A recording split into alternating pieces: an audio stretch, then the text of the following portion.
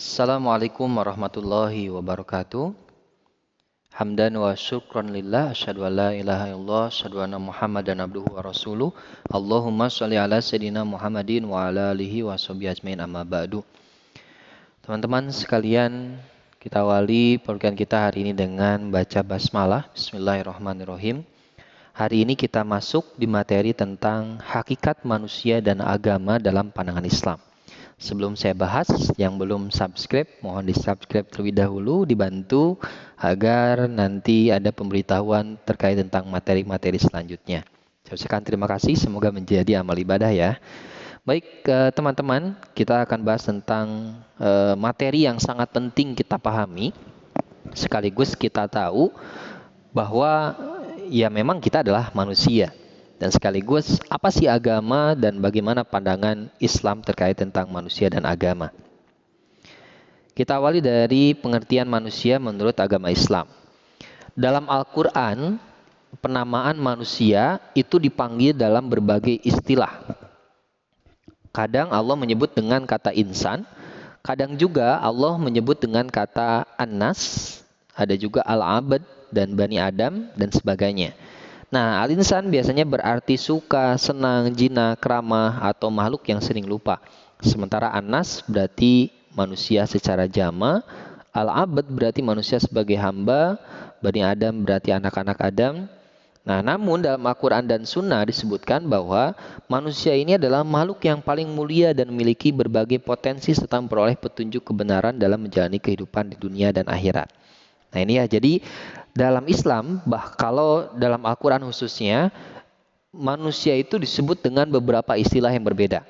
Seperti tadi disampaikan dan di layar pun ditampilkan, kadang Allah menggunakan insan, anas, abad, bani Adam. Nah, pasti Allah memiliki makna tertentu dan tujuan tertentu. Ketika menggunakan kata insan itu untuk apa, al-abad untuk menunjukkan apa, itu pasti ada tujuan tertentu. Nah, kita bahas. Nah, kalau kita hitung ya dari sisi penghitungan matematisnya, kata al-insan itu 65 kali dalam Al-Qur'an. Ya, selanjutnya 63 ayat dan di 43 surat.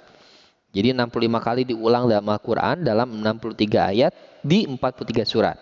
Sementara An-Nas 241 kali dalam Al-Qur'an ya untuk penyebutan semua manusia tanpa terkecuali. Kata ins 18 kali dalam Al-Quran bersanding dengan jin. Dan kata bashar 35 kali dalam Al-Quran, seperti contohnya Quran surat Al-Hijr ayat 8, Bani Adam 7 kali dalam Al-Quran dalam 7 ayat berbeda untuk menunjukkan asal mula manusia. Selanjutnya, asal usul kejadian manusia. Kita pahami bahwa dulu di jenjang pendidikan sebelumnya, kadang kita pernah atau saya pun mengalami dulu di pelajaran sejarah tingkat SMP bahwa teori yang populer muncul yang menjelaskan tentang asal-usul kejadian manusia itu adalah teori Darwin. Ya, yang menyatakan bahwa manusia itu ya berasal dari yang namanya hewan atau kera, monyet, ya, yang disebut dengan teori evolusi. Nah, apakah itu benar bisa diterima? Apakah sesuai dengan ajaran kita yaitu agama Islam? Nah, nanti akan terjawab ya. Hakikat manusia menurut Islam. Nah, siapakah kita? Man anta? Bahasa Inggrisnya who are you? Kemudian bahasa Sundanya saha anjeun. Az-Zariyat 21 dan terhadap dirimu apakah kamu tidak memperhatikan? Ya, Az-Zariyat ayat 21. Beberapa pendapat tentang manusia. Nah, Charles Darwin menyatakan manusia itu binatang yang terjadi dari sebab-sebab mekanis. Sigmund Freud, makhluk yang memiliki perilaku hasil interaksi antara kemudian ego dan super ego.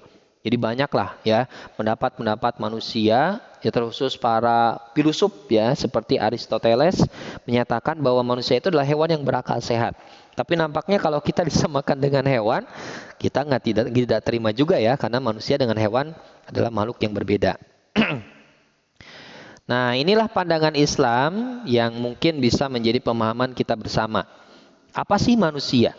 Setiap pendapat yang disampaikan tadi yang saya jelaskan dari Sigmund Freud, kemudian Aristoteles, Charles Darwin, sedikit pun tidak memuaskan jawaban karena tidak lepas dari subjektivitas masing-masing. Jadi kalau seorang filosof yang berkata, ya seorang filosof berkata atau berpendapat tentang manusia, ya otomatis sisi subjektivitas masing-masing keilmuannya itulah yang akan dominan. Nah, Al-Quran menyebut ya, yang pertama kalau Allah menyebutnya dengan teks Bani Adam, Allah ingin menyebutnya, menjelaskan dengan tujuan historis, ya sejarah penciptaan manusia, seperti dalam Quran surat Al-A'raf ayat 31. Nah, beda lagi ketika Allah menyebut dengan kata bashar. Nah, tujuannya adalah untuk menunjukkan manusia secara biologis. Dari mulai sekujur tubuh ya, dari mulai kepala sampai kaki, itu secara dari konteks bashar. Quran surat Ar-Rum ayat 20.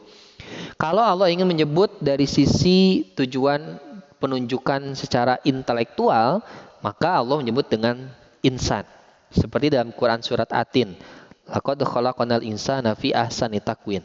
Nah, itu ya, sungguh manusia diciptakan dari sisi yang sempurna. Yang selanjutnya Al-Hujurat ayat 13. Allah menyebut dengan nas. Berarti tujuannya biasanya dengan kalimat nas ini Allah ingin memposisikan bahwa manusia ini adalah makhluk sosial. Jadi secara jamak manusianya. Seperti qul a'udzu birabbin nas. Nah, itu ya secara sosiologis. Kemudian kalau Allah ingin menyebut dengan kata abad, Quran surat Saba ayat 9, biasanya Allah ingin menunjukkan posisional manusia, yaitu sebagai hamba Allah Subhanahu wa taala. Ada juga sebagai khalifah, Al-Baqarah ayat 30. Sehingga kesimpulannya, yang namanya manusia, perspektif Islam yang pertama adalah makhluk yang paling sempurna, mengabdi kepada Allah, makhluk yang dianugerahi akal, menjadi khalifah, bertanggung jawab atas segala perbuatannya. Itu adalah perspektif manusia menurut Islam. Nah, manusia dan makhluk lainnya, persamaan dan perbedaan. Sama-sama baru, ya, mau jin, mau iblis, setan, manusia, hewan, jin, sama-sama baru, ya. Dan kemudian fana, akan rusak, akan ada suatu masa di mana makhluk itu akan mati atau akan musnah. Perbedaan persamaannya, nafsu. Dari sisi nafsu, ya otomatis manusia pun dimiliki nafsu, jin memiliki nafsu, sementara malaikat tidak diberikan nafsu. Sehingga kehidupan malaikat akan senantiasa taat kepada Allah Subhanahu wa taala. Berakal, oke, gaib, manusia tidak gaib, jin gaib, malaikat gaib. Ketaatan dan kekufuran. Manusia ada yang taat, ada yang kufur, jin pun sama, ada yang taat, ada yang kufur, sementara malaikat semuanya taat. Ya, semuanya taat, tidak ada yang membangkang. Ya, seperti makhluk yang dulu Allah ciptakan kan, awal muasal sejarah diciptakannya Nabi Adam alaihissalam, ya ada makhluk yang lebih dulu diciptakan yaitu malaikat dan jin pada saat itu. Ada jin yang bernama Azazil yang sudah beribu tahun menyembah Allah, taat kepada Allah, tapi ketika ada perintah untuk menyembah, mohon maaf bukan menyembah, tetapi bersujud pada Adam, malaikat semuanya sujud. Tetapi satu jin yang bernama Azazil ini tidak mau karena dia beranggapan saya lebih mulia dibandingkan Adam. Saya diciptakan dari api sementara Adam diciptakan dari tanah. Sehingga tidak mau sujud. Nah, mulailah ada benih-benih kesombongan. Sehingga Allah sebut nama Azazil ini dirubah menjadi iblis. Nah, ini cikal bakal ada sebutan iblis. Azazil awalnya karena tidak mau sujud, ada kesombongan, akhirnya dimulailah penamaan iblis tersebut.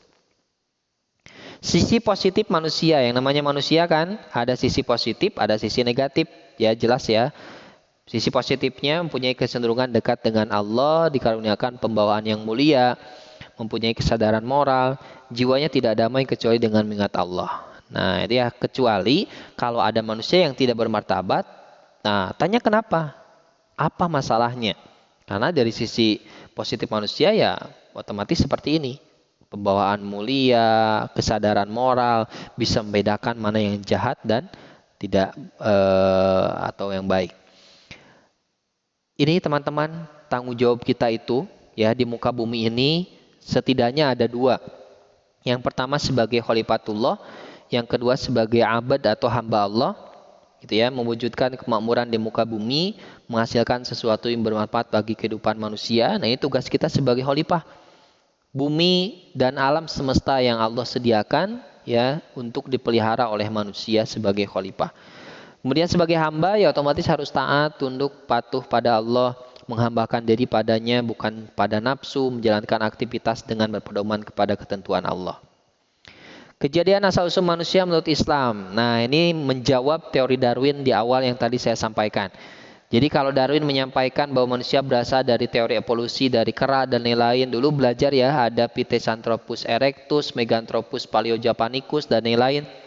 Nah, itu ramai itu dulu ya. Nah, Al-Qur'an menjawab ya bahkan sangat rinci tentang asal-usul manusia. Nah, ini nih asal-usul manusia pertama. Penciptaan Adam diawali oleh pembentukan fisik dengan buatnya langsung dari tanah yang kering. Ini ada dalam hadis riwayat Tirmizi juga. Nabi bersabda, sesungguhnya Allah menciptakan Adam alaihissalam dari segenggam tanah yang diambil dari seluruh bagian bumi. Maka anak cucu Adam pun seperti itu. Sebagian ada yang baik dan ada yang buruk. Nah, ini ya terjawab semuanya. Allah menciptakan segala sesuatu secara berpasang-pasangan. Seperti dalam Quran Surat An-Nisa ayat 1.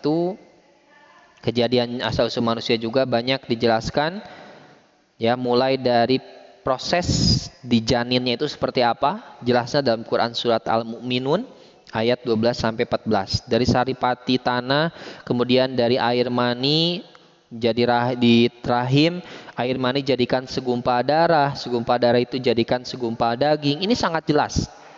Segumpal daging kemudian jadi tulang, tulang berulang kami bungkus menjadi daging dan jadikan makhluk yang berbentuk seperti manusia seperti sekarang. Ini luar biasa. Sebelum adanya medis yang menjelaskan, kemudian ada teori-teori yang menjelaskan itu, sehingga Al-Quran sudah lebih dahulu menjelaskan luar biasa seperti ini.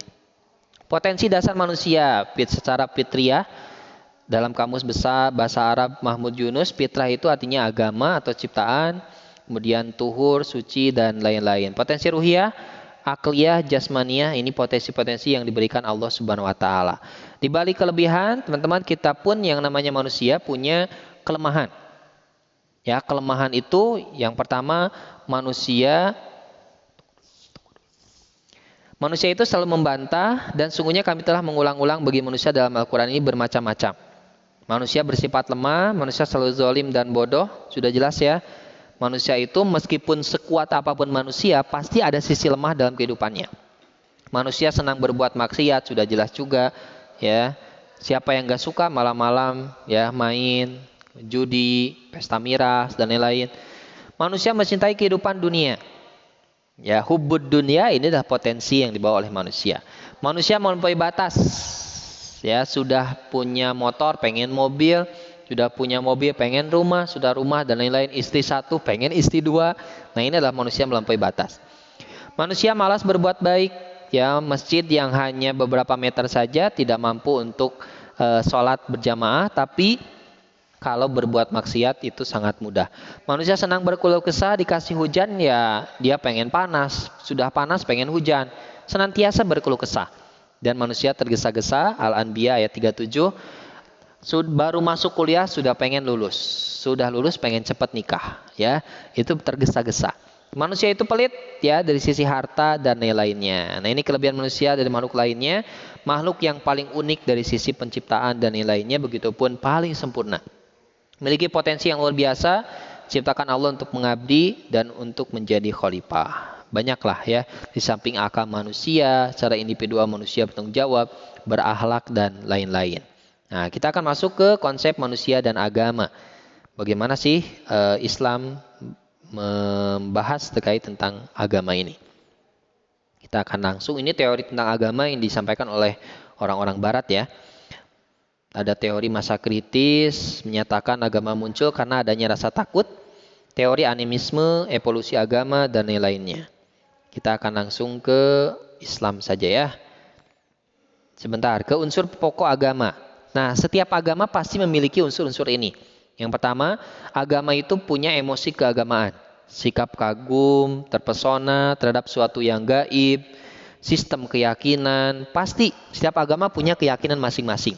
Ya, terkait tentang Tuhan, terkait tentang alam gaib, hari akhir, ada yang percaya, ada yang tidak. Nah, setiap agama punya ini. Sistem peribadatan sudah jelas. ya ibadah masing-masing agama kan berbeda-beda dan pasti yang namanya agama memiliki itu. Tempat peralatan peribadatannya pun dipastikan sama, kelompok penganut ya dan lain-lainnya. Unsur-unsur pokok agama.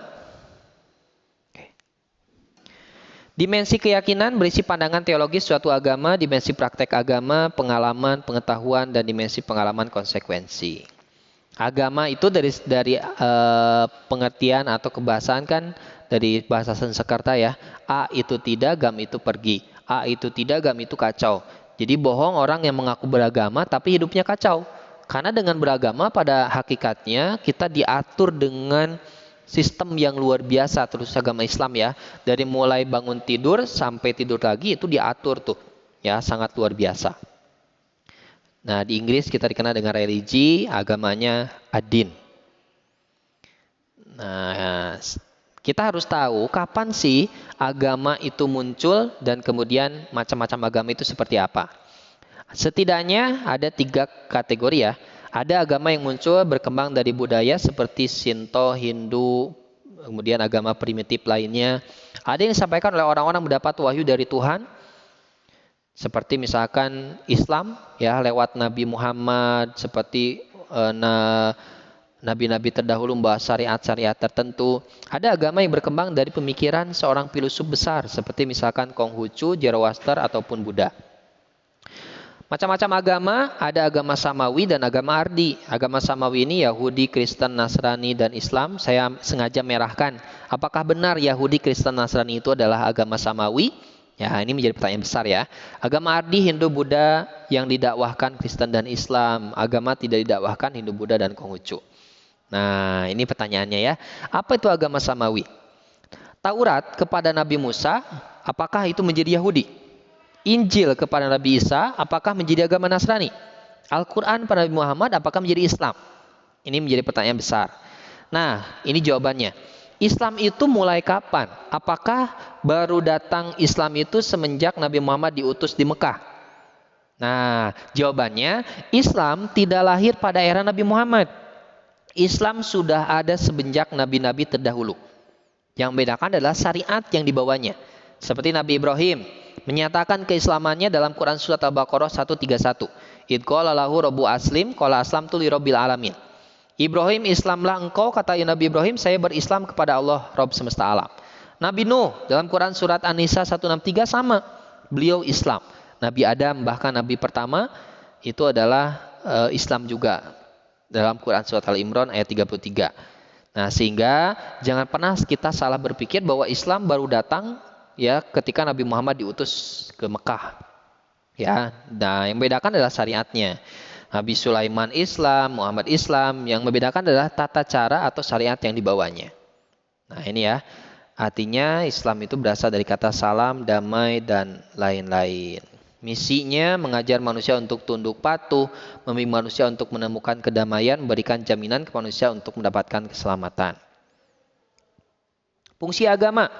Untuk apa sih agama? Menyajikan sarana hubungan transendental melalui amal ibadah, memberikan standar nilai. Nah, baik buruknya kan versi agama dengan versi moral secara umum kan berbeda.